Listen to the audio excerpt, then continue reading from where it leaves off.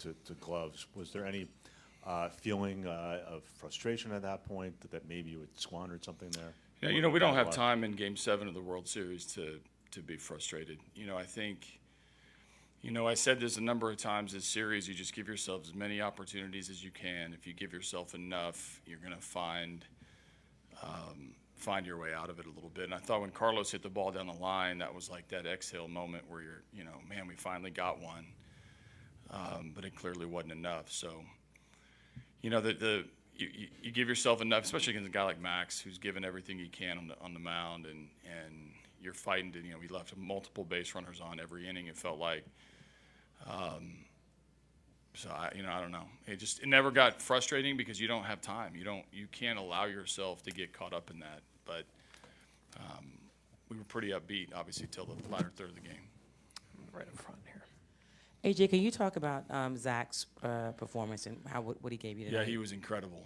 I mean, absolutely incredible. And I thought he came into the game and got through the first, and that was good. I think he did everything we could ask for and more. I mean, he executed pitches. He was in complete control of the game. He made very few mistakes. At the end, the home run to walk was really the only threat to him. He fielded his position incredibly well. He controlled contact. I mean, it's just a super performance by him.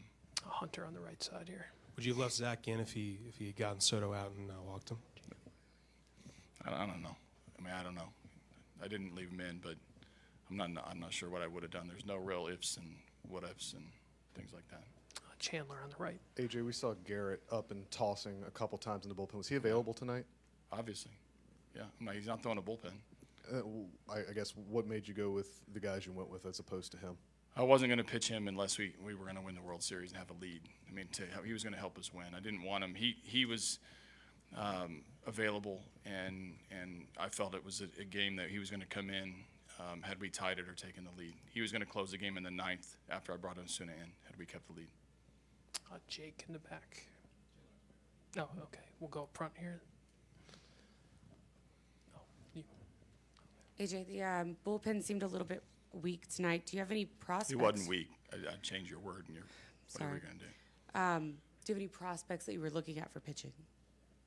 Prospects? Prospects that you're looking at for recruiting farm system? We'll see. I'm not sure. We'll get into that in the offseason. In the back left. Just wanted to get a little bit more clarity. Hey, Yeah. sorry. On why you decided to take Greinke out so early. Was it the Rendon home Yeah, run? I'm not sure it was early.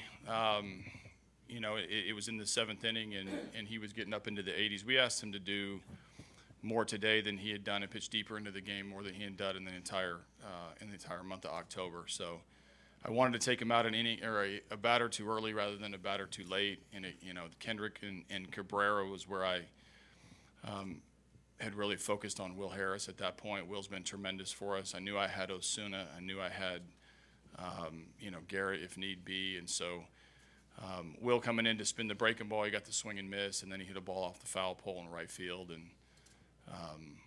and off they go. So it's a decision I'll have to live with. I'll think about it, and I don't know what would have happened had I left him in, but that was kind of where I targeted based on where the game was going and what we had available to us. Brian in the third row on your left. AJ, you guys have been so good in this ballpark the whole season, and for years really. How hard is it to believe you were not able to win a home game in the World Series? It's easy to me. I just lived it. I mean, it's not that hard for me. I mean, I just lived it. So the Nats are really good. Congratulations to them. Riz and Davey and the coaching staff, the players. I mean, this is about the Nationals. So this isn't about not performing at home or anything that we didn't do. I come away incredibly impressed by the team that we played and got beat by. Allison. Just in terms of Garrett Cole, now that he's a pending free agent, just looking back on the 2 years that you were with him, what will you remember the most about him, and how kind of sad is tonight for you in regards to that? Yeah, I think it's hard to kind of fast forward that. Seasons end really fast. I don't care if you get all the way to the seventh game of the World Series. I mean, it's like all of a sudden, boom, it's over.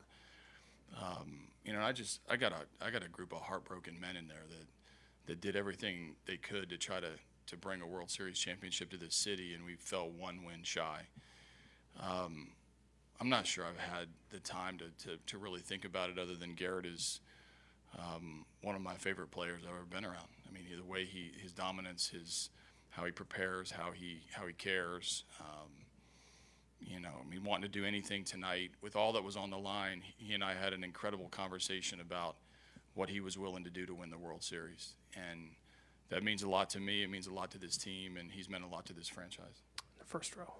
AJ, obviously not the outcome that you wanted, but what can you say to the fans who came here and gave you all the energy that they could tonight? Yeah, our fans were incredible. I mean, all the way till the end, they were trying to give us a little shot in the arm there as we fell behind and stay with it. I mean, this has turned into an incredible place to play, to manage, to come to a game, to be, you know, around the ballpark here. I think the fans did everything that we could ask and more. They were incredible throughout this entire postseason of us trying to bring a championship to them.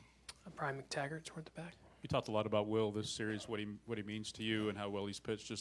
How hard was it just to watch him, you know, go through that, and then, you know, sit in the dugout? Obviously, a lot going through his head at that point. Yeah, you know, I'm going to have some time I'll try to find some time to spend with him, because I hate that for him and for us that his last feeling this season is about as low as you can feel coming out of the Game 7 of the World Series. So he's answered the bell so many times. He's gotten us out of so many jams. He's been a go-to guy. He's a stand-up guy. He's somebody that you can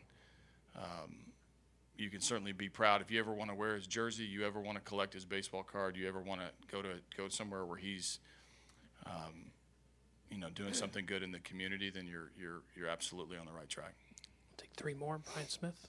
AJ, you guys had moments this season, even in Nationals Park, where men on base, runners in scoring position was a huge strength, but here and tonight again, it was an issue. Is there anything recurring you saw, or is it just facing that Nats, you know, pitching staff and not being able to come through? Yeah, a little bit of everything. I mean, you know, there were times, it's hard. I don't want to give you the standard answer, but there's times where it was chasing out of the zone. It was time where we hit the ball really hard. There was times where they beat us. I mean, there's times where you know, we could have been trying to do too much. I mean, you cross the gamut of reasons, but it's just our reality. That's how it was. I mean, you go through stretches like that during the season, and it kind of gets, you know, look past. But you go through it in the World Series, and now I would rather have the opportunity and fail than never have anybody on base. And we're talking about pure dominance by their pitching staff. I mean, you got to keep trying to give yourselves opportunities, and it. You know, and it doesn't feel good when you leave all those guys on base, and that was a big difference in the World Series. Do two more right up front. AJ, obviously, only at the end of the season, one team's really happy, the one that wins it all. But can you just talk about, I know it just ended, but just this season and the fact that you fell short, but it was what it meant? Yeah, I mean, let's be honest. There's 28 other teams that would love to have our misery today.